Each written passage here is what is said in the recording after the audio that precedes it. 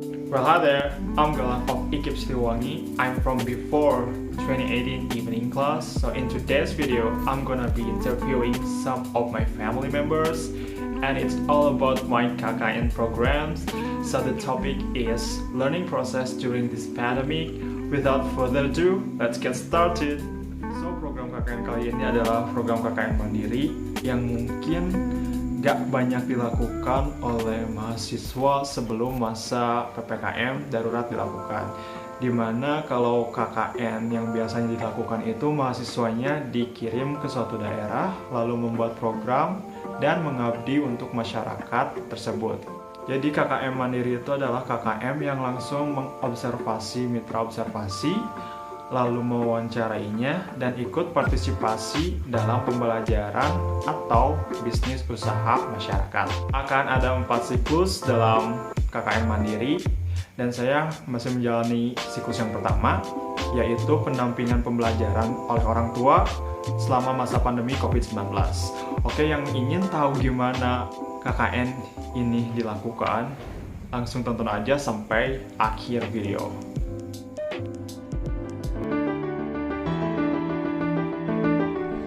Selamat datang di Fakultas Pendidikan Bahasa IKIP Siliwangi.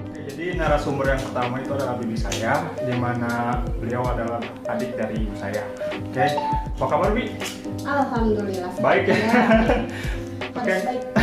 Jadi sekarang tuh mau tanya-tanya soal KKN, di mana ini adalah inovasi selama pembelajaran daring. Gimana kabar saya Bi? Alhamdulillah baik. Kelas berapa sekarang? Kelas 4. Oke. Mungkin langsung aja Bi. Iya. Gimana menurut Bibi tentang pembelajaran daring? Pembelajaran daring yang lumayan merepotkan juga sih. Repot. Repot intinya. Repotnya gimana Bi? Repotnya ya banyak kerjaan yang dihandle juga. Ya intinya lumayan lah. Tapi anak nomor 1 dulu. Diusahakan. Oke. Terus aplikasi apa aja yang dipakai selama pembelajaran daring? Google, WhatsApp lewat chat ya. Oke. Gimana cara Bibi sebagai orang tua memahami aplikasi tersebut sebagai penunjang pembelajaran? Ya sebisa mungkin. Ini harus belajar juga. Harus belajar lagi. Tapi paham sampai sekarang? Insya Allah lumayan. Oke. Terus apa kesulitannya? Ada kesulitan? Tentang daring. Kesulitannya ya bisa di loading sinyal kayak gitu. Sinyal, kuota itu nomor 1. yang keluar. Terus Audi ngerti nggak Bi penjelasan guru di saat belajar online? Tergantung gurunya sih, cara menggunakannya, ada yang ketangkep, ada yang enggak. Kadang guru juga kan ada loadingnya, ada sinyal, ya gitu lah. Jadi itu ya sebagai hambatan. Tergantung aja. Terus gimana nih perasaan Bibi ketika anak Bibi harus belajar online lagi? Ya dijalanin aja walau repot sih sebenarnya, cuman ya gimana lagi? Nah, ikutin prokes dari pemerintah. Terus selama proses belajar di rumah, apakah Bibi sebagai orang tua atau wali mendampingi anak selama belajar? Mendampingi. Terus ngapain aja bisa ngedampingi? Apakah cuma ngedampingi atau kayak mantau, paling ngobrol di mana cara pengerjaannya gitu aja. Anak udah ngerti atau belum? Kalau ada tugas nih yang dikasih guru diisi sama Bibi atau anak? Jujur. Kalau yang sulit banget terus ngerti bibinya ya dikasih penjelasan juga, pada dibantu. Kalau nulis itu harus anak mutlak. Oke. Terus apa Bi? Ribet apa pokoknya. Aduh, harus ngeluh kemana ya? Pemerintah Bi. Benar. Bagaimana cara Bibi kan tadi ada juga mengajari anak ya Bi, gimana caranya supaya anaknya bisa menangkap, dibantu lagi kan? Gimana? Diarahin aja ya supaya ngerti. Terus ada hal positif atau negatif selama belajar di rumah? Ada sih. Ada ya. positifnya apa Bi misalnya? Mungkin Positifnya, bisa lebih kumpul dengan anak sama keluarga sama mungkin ya Bi. keluarga, terus bisa lebih memahami juga cara pemakaian Oke. Aplikasi. Negatifnya? Negatifnya balik lagi kuota, memboroskan. Ya. Itu pemerintah harusnya. Dengar tuh pemerintah atau siapa. Nah, terus pertanyaan yang terakhir Bi, apakah device atau media selama pembelajaran sudah cukup mumpuni untuk proses belajar? Ya, Cukup. Ada HP ya? Nah, di HP aja. Ya, HP aja, nggak muluk-muluk ya Bi? Enggak, soalnya masih SD juga. Ya adanya emang HP juga. Oke. Udah. Oke, terima kasih Bi. Iya, Assalamualaikum siap, warahmatullahi sama-sama. wabarakatuh. Saya bersama uas saya.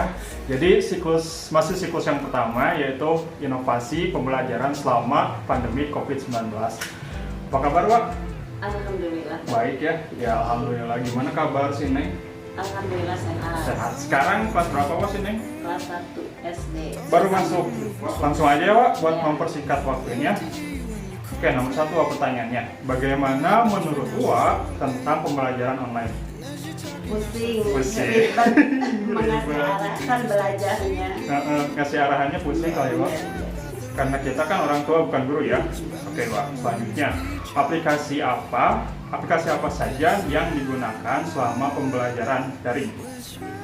WA. WA aja, untung WA aja Wak. Iya. Oke, selanjutnya bagaimana cara Wak sebagai orang tua atau wali memahami aplikasi tersebut? Memahami aplikasi WA ya? WA. Gampang mungkin ya kalau WA? Ya, gampang tapi kan Instruksinya tidak seperti sama gurunya langsung. Kan kalau sama orang tua anak kadang agak gimana ya, seperti yang bingung gitu. Orang tua tidak seperti guru di sekolah. Selanjutnya Wak, bagaimana cara Wak menanggulangi yang tadi hambatan tersebut? Mungkin Gimana ya? caranya ke kakaknya mungkin ya Wak? Minta bantuan sama kakaknya. Oh ya, ada yang kelas 2 SMP. Oh kelas 2 SMP, si Agung ya Wak? Ya. Nah, terus oke, selanjutnya apa Wak ngerti penjelasan yang guru sampaikan saat belajar online? Ya kadang ada yang tidak mengerti, kadang ada yang mengerti, kasih arahan sama anak. Gimana gurunya berarti Wak? Iya. Nah, gimana perasaan Wak ketika anak Wak belajar online lagi? Bingung gitu, sebagai orang tua bingung. Karena orang tua ingin anaknya Belajar terbaik langsung belajar pendidikannya. Tapi kan Kalau karena pandemi. lagi pandemi, Jadi ya gimana lagi ya? harus menurut sama pemerintah. Oke, selama proses belajar dari rumah, apakah Wak sebagai orang tua atau wali mendampingi anak belajar? Mendampingi. Nah, terus kalau mendampingi itu Wak ngapain aja? Cuma nemenin aja atau enggak? Jadi ngasih arahan dari guru, ngasih soal ya sama anaknya dijelasin. Jelasin. Tapi Wak ngerti Ya kadang ngerti, kalau yang ngerti nanya lagi. ke kakaknya. Oke. Selanjutnya ini udah. Nih, kalau siswa diberikan tugas diisinya sama si Neng apa sama Wak sendiri? Jujur Wak. Jujur. Sama si Neng. Sama si Neng. Jujur. Walaupun jelek nggak mau dibantu kalau dalam menulis gitu. Oke. Kan kadang guru itu nggak ada yang kurang dipahami dalam memberikan materi. Nah, gimana cara Wak mengajar lagi kepada anak Wak? Bagaimana ya, kadang melihat Materi dari materi pelajarannya terus menjelaskan. Yang tahu, kalau yang nggak tahu ya nanya lagi. Oke. Kalau menurut Wak ada nggak hal positif dan sama negatif dari pembelajaran daring? Ya positifnya banyak ngumpul di rumah, negatifnya keluarga ya, Wak. ya negatifnya anak kurang semangat belajarnya. Kalau masalah kuota gimana, Pak? Kuota Sama jadi halangan. jadi halangan, harus banyak keluar uang. Nah, terus yang terakhir, Pak, apakah device atau media sudah cukup untuk pembelajaran, proses pembelajaran? Mungkin Kurang.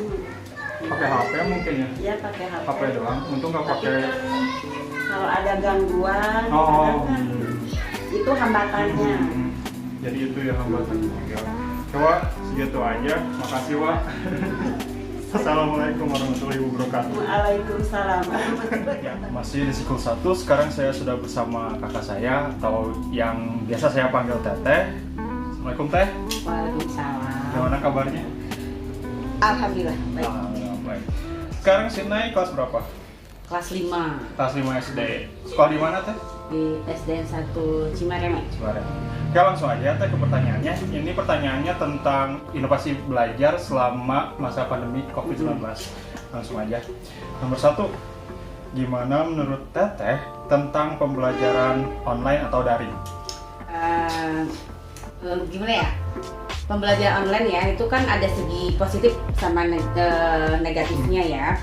Mungkin untuk segi positifnya membuat anak lebih mengenal teknologi ya, terus negatifnya anak-anak jadi kurang bersosialisasi ya, itu aja sih intinya sih untuk yang online sekarang ini ya.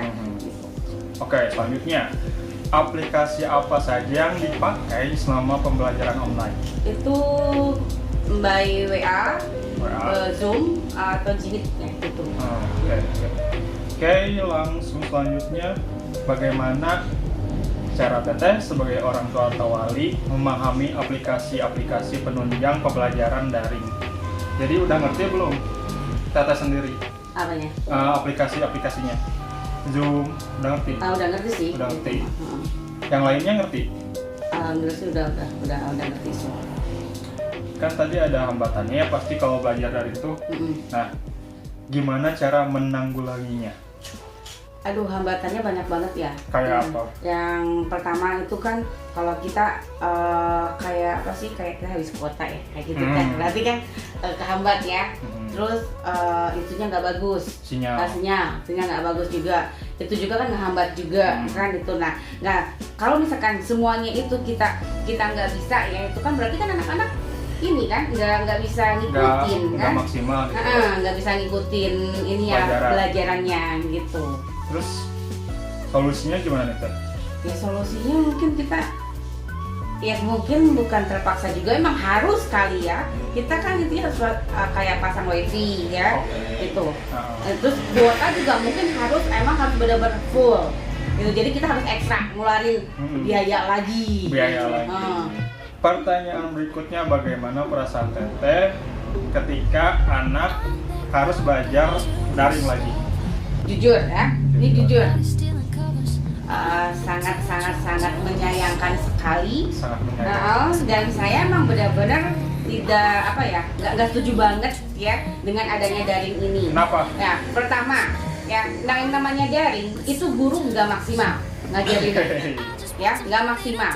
Terus anak-anak juga itu yang dikasih soal itu, yang ngerjain itu bukan anak-anak, tapi dibantu sama orang tuanya juga.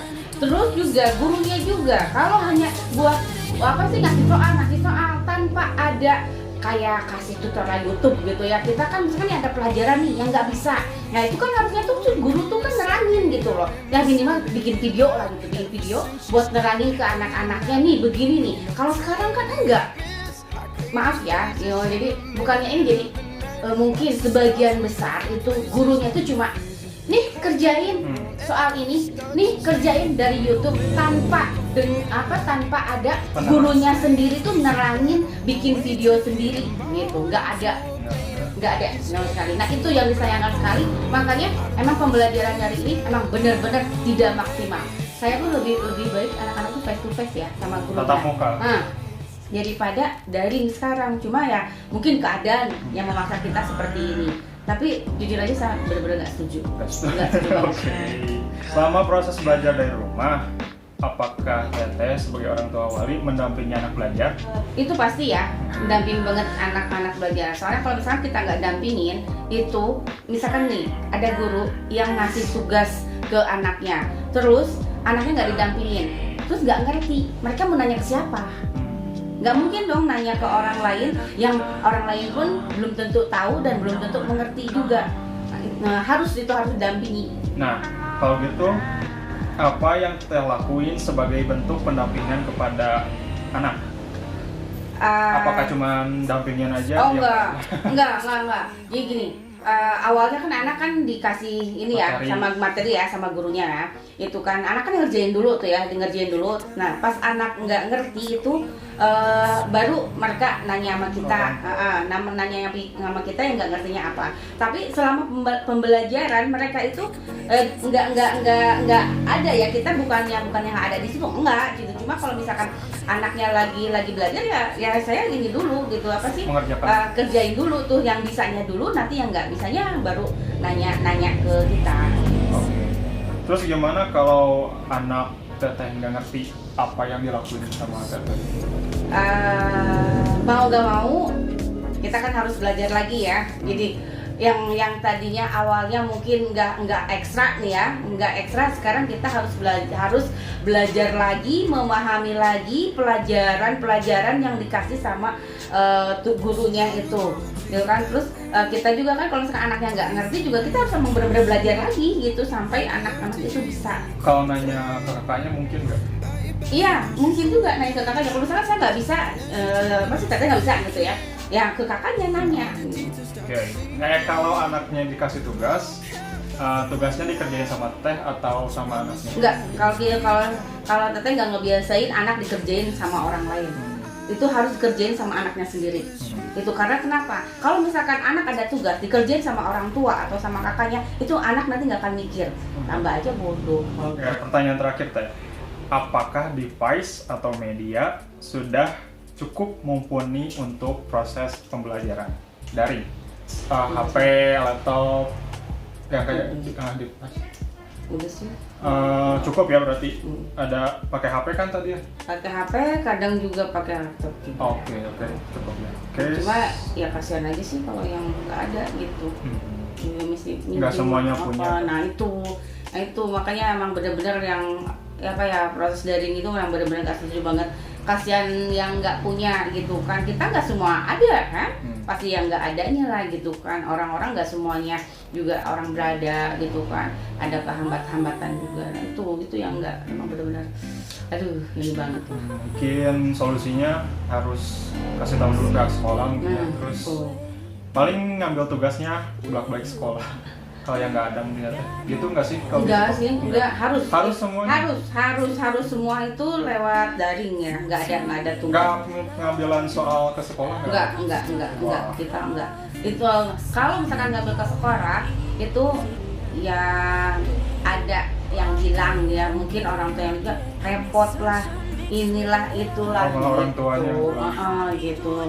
Terus ya mungkin gurunya juga sama juga kali ya, karena sekarang di sekolah tuh di sekolah kita ada kayak ada CCTV, terus nggak boleh ada orang tuh yang berkelompok ya datang gitu ya ke sekolah ngambil orang gitu, nggak boleh sekarang. Jadi harus perwakilan. Nah perwakilan kita kan kadang ada yang namanya dari forum orang tua murid itu ya, kadang-kadang bisa, kadang enggak gitu. Jadi nggak semuanya ya ini juga gitu. Bisa. Jadi ya mau nggak mau ya kita lewat media gitu. Online. Mungkin itu aja Teh. Kita tutup. Sekian dari kami. Wassalamualaikum warahmatullahi wabarakatuh. Waalaikumsalam. How you can download those amazing non-copyrighted aesthetic